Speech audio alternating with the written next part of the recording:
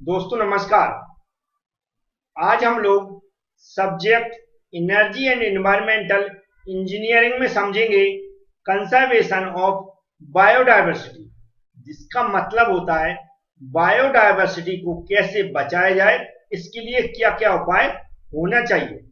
Details में समझेंगे, बस आपको वीडियो पूरा देखना है और जो मैं समझाऊंगा उसको ध्यान से सुनना है। चलते हैं, स्टार्ट करते हैं। सबसे पहले जो कंजर्वेशन ऑफ बायोडायवर्सिटी है उसमें इसके क्या ऑब्जेक्ट होने चाहिए उसके बारे में हमें समझना है। बायोडायवर्सिटी तो आप लोग समझते होंगे किसकी हम बात कर रहे हैं। जो भी हमारे डिफरेंट कैटेगरी के प्लांट्स हैं, डिफरेंट कैटेगरी के एनिमल्स हैं, सूक्ष्म जीव हैं, इनके हम बचाने की बात कर रहे हैं। इनकी जो प्रजातियां लुप्त हो रही हैं उनके बचाने की बात कर रहे हैं। उनको कैसे सुरक्षित किया जाए इसकी बात कर रहे हैं। अब आपको समझ में आ गया होगा। तो जो हमारी सबसे पहले तो हम जो लोग हैं हमारे, जिनके वजह से इनको खतरा है, उनको जागरूक कैसे किया जाए। तो जो हमारी ministry of environment and forest विभाग है उसके अनुसार और गवर्नमेंट ऑफ इंडिया के अनुसार कुछ ऑब्जेक्ट तैयार किए गए। उसके आधार पर जो हमारी पब्लिक है उसको अवेयर कैसे किया जाए। तो नॉर्मली हमारी पहला तो क्या होता है, मीडिया है, गवर्नमेंट एजेंसी है, एनजीओ है, इसके थ्रू हमारी पब्लिक अवेयरनेस के कैंप लगाए जाए या इनको क्या है समझाया जाए। दूसरा क्या होता है कि जो हमारे बहुत सारे ऐसे पेड़ पौधे होते हैं और एनिमल्स होते हैं जिनका क्या हो रहा है, जो निर्यात हो रहा है उस पर सख्त कानून बने और क्या हो, उन पर प्रतिबंध लगाया जाए।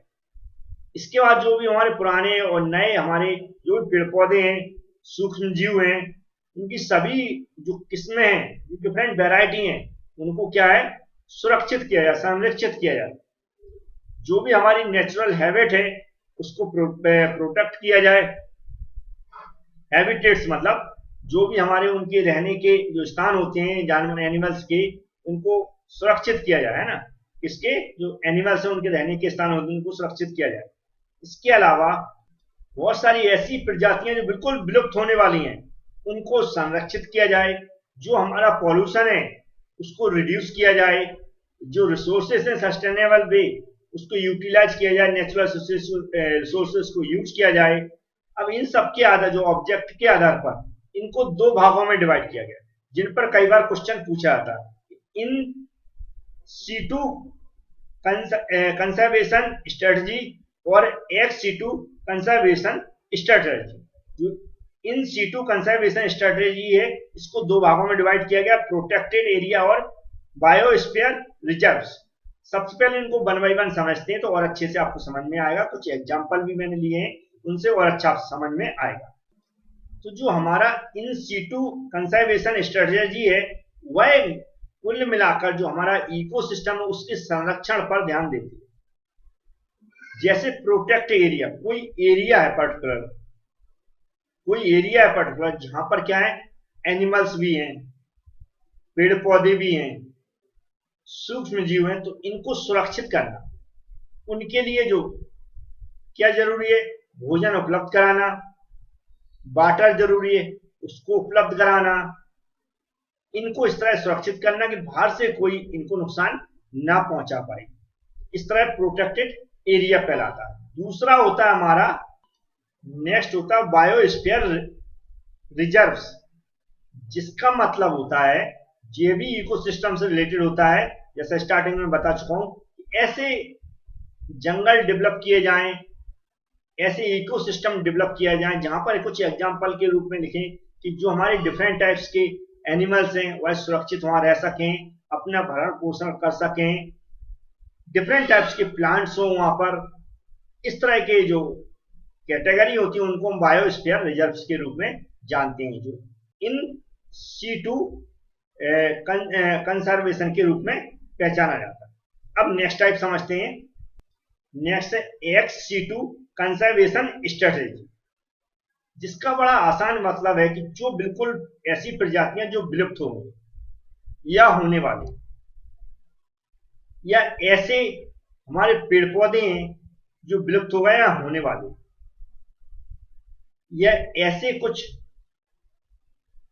पौधे हैं, जड़ी बूटियां हैं जो विलुप्त हो गई हैं, होने वाली हैं, या हर जगह ये पैदा नहीं हो सकती, उनकी व्यवस्था करना।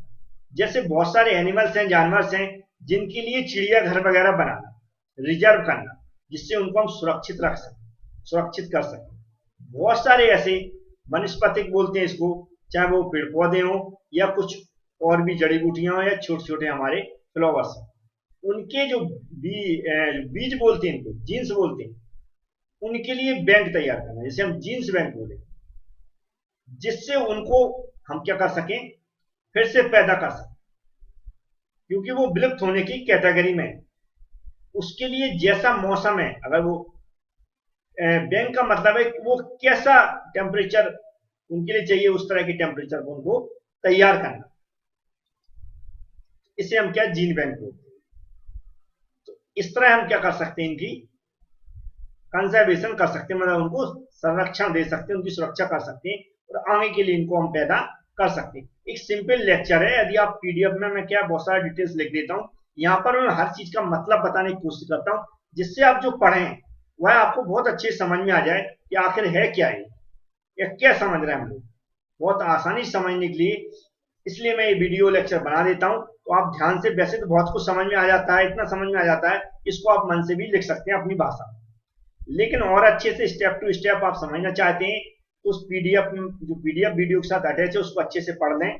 खासकर एबी क्लास एप्लीकेशन की मैं बात कर रहा हूँ, उसको अच्छे से पढ़ लें, बिल्कुल स्टेप टू स्टेप आप अच्छे से उसको पढ़ेंगे, और जो मैंने यहाँ पर समझाया इसको आप बिल्कुल समझेंगे, दोनों के कॉम्बिनेशन से आपका एक लेक्चर तैयार हो जाएगा, बहुत अच्छे समझ में आ जाएगा। Thank you friends.